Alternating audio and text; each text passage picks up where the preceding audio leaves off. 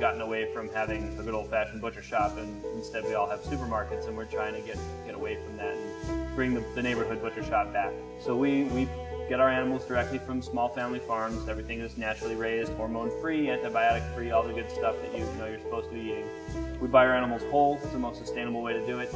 And we actually cut up whole animals here into parts. All of our product is coming from no more than 2 hours away, and it's all direct from a farm. So when my pigs show up later this afternoon, it's the farmer bringing them to me. He raised them, he killed them, he delivers them.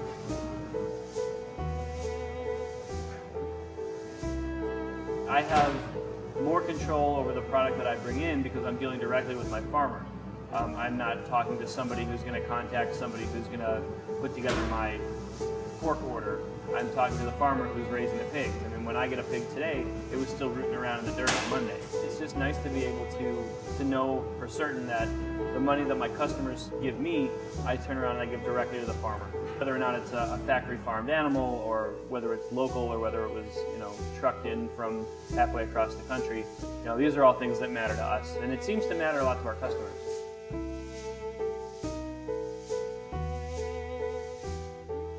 When it comes to sourcing your animals, the way they've been raised is pretty crucial. If I'm just going to get stuff from a factory farm with no regard paid to how the animals are treated and how, what kind of life they lived and what the quality of what they ate, then there's no real point in me doing this. They engineer their systems so that they can raise product faster. My average cow is 600 pounds, maybe 7. A factory cow is probably 1,100 pounds.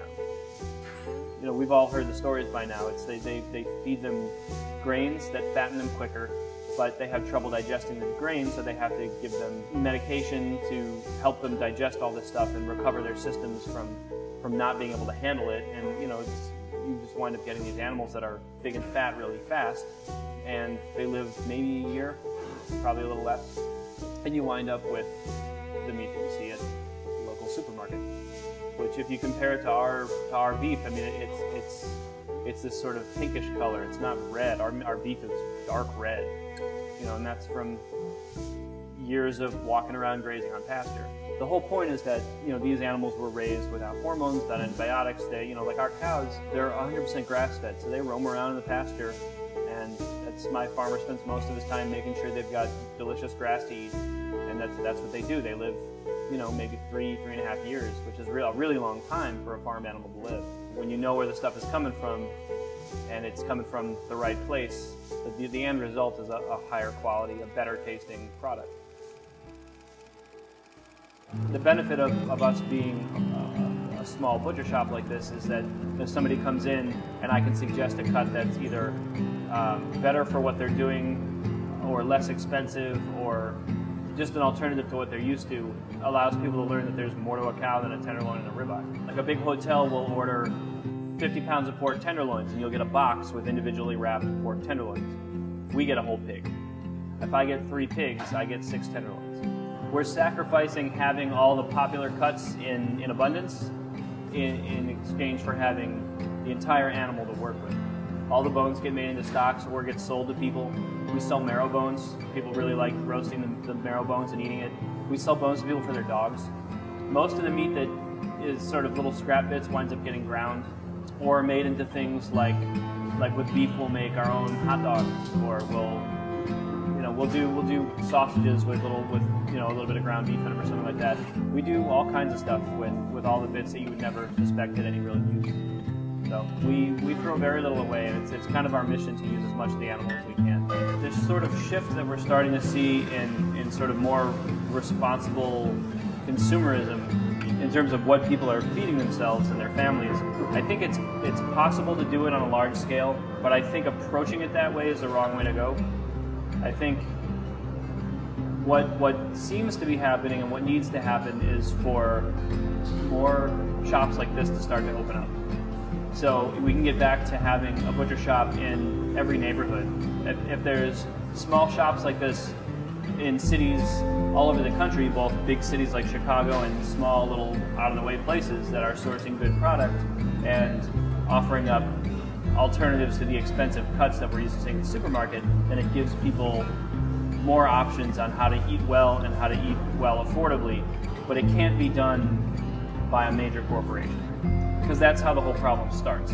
You know, and it's starting to happen already. There's already a good handful of butcher shops in Brooklyn and Manhattan. There's a few of them popping up in Seattle and Portland. They're all over San Francisco. You know, we're open here in Chicago, and I know that there's at least one other place that's going to be opening up soon. And a lot of people ask if I'm freaked out by the idea that other people will start opening shops like this, and I think it's great. You know, I think it's what needs to happen.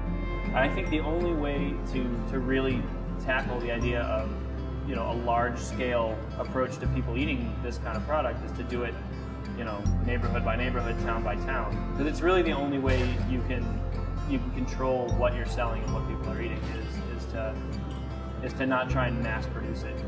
You know, my customers come in here because they know they're getting a higher quality product. You know, people go to restaurants all over town now, whether it's a fancy restaurant or someplace a little more casual, and chefs are really happy to display the provenance of the meat they're serving.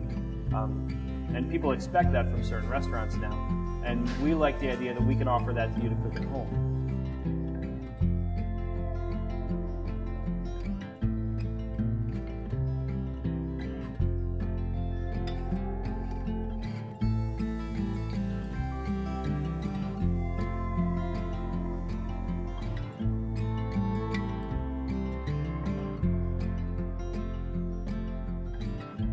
Coincidentally, I was a vegetarian for 4.5 years. A lot of people don't believe that. It was before I started cooking, and there was a girl involved, but, you know.